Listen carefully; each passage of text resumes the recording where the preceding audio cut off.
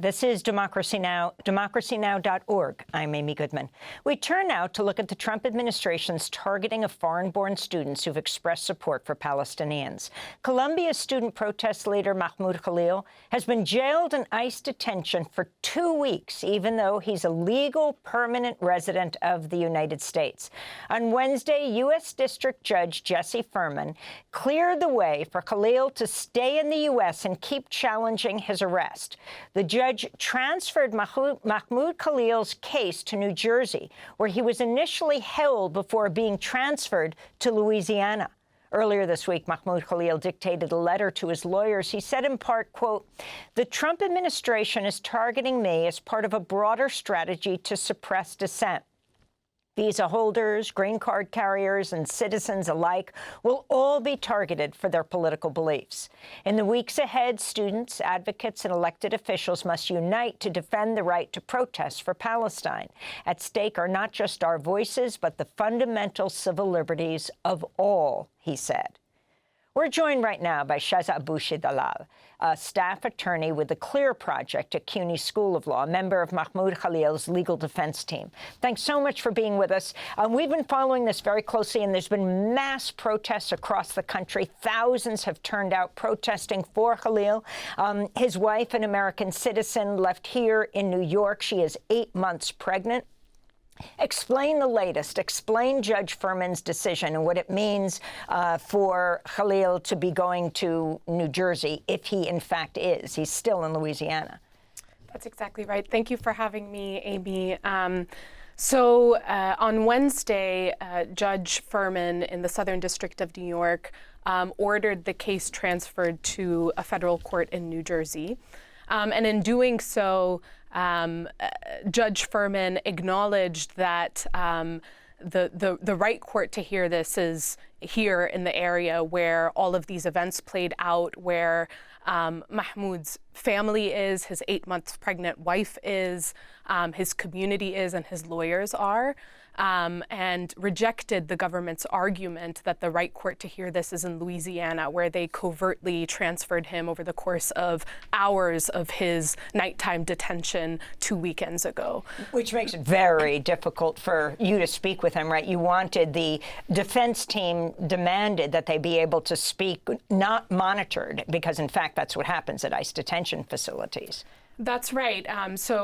What you're referring to is that during our first court appearance in the Southern District of New York, we sought and received a court order allowing us to have legal calls with our client. Regular calls in ICE detention facilities are subject to monitoring by the government and therefore use against people who are being detained. And so we had not been able at that point to have those types of legal calls. Thanks to that court order, we have been able to since. We are ready to continue this legal battle in New Jersey, where a number of really important legal battles will be hashed out in the days and weeks to come. And why New Jersey, even though he was first transferred, to Elizabeth? But Judge Furman, that's right, while he said he should be brought up from Louisiana, said New Jersey, not New York. And why is that significant to you? He said New Jersey because at the exact time when, and this was in the early hours of the morning, hours from Mahmoud's detention, at the exact time when the habeas petition challenging his unlawful detention was filed, he was in an ICE detention facility in Elizabeth, New Jersey.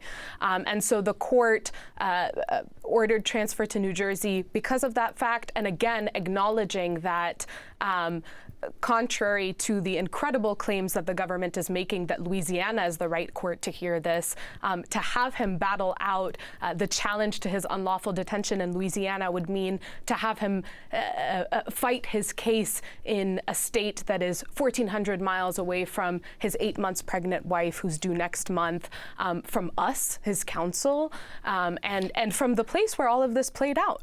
I want to turn to the video showing the arrest of Mahmoud Khalil on March 8th, when he was detained by plainclothes officers who did not identify themselves. The video was filmed by his 8-month pregnant wife, Dr. Noor Abdullah, whose voice you're hearing in this clip. You're going to be under arrest. So turn around.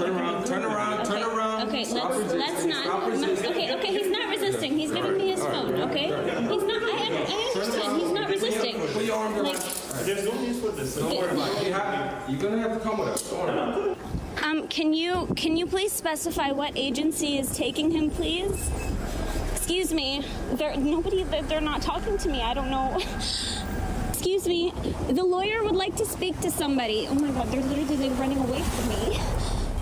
So there we have the video that the ACLU released.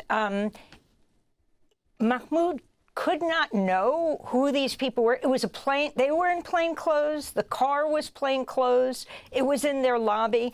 And what about this news of Elvin Hernandez, a DHS officer who Trump had honored in his first term in the presidency, I think pointed him out at the State of the Union address. He was one of those who arrested him? Yeah, so you can see in the video how alarming and distressing the whole ordeal was. You have multiple Department of Homeland Security agents in plain clothes closing in on Mahmoud and his wife in the lobby of their Columbia faculty, they just come back Columbia from Iftar. housing. Yeah, that's exactly right. They were entering their building, coming back from Iftar. This is Columbia University housing, and they're followed in and closed in on by a bunch of agents in plain clothes. And they're having trouble receiving any information at all from these men about who they are. They're pleading for information about who they are, where they're being taken, and receiving next to nothing, as you can see. Did Columbia give them permission, ICE, DHS permission to go in their housing? I mean, Mahmoud had appealed to the Columbia president in the days before, saying he faced danger.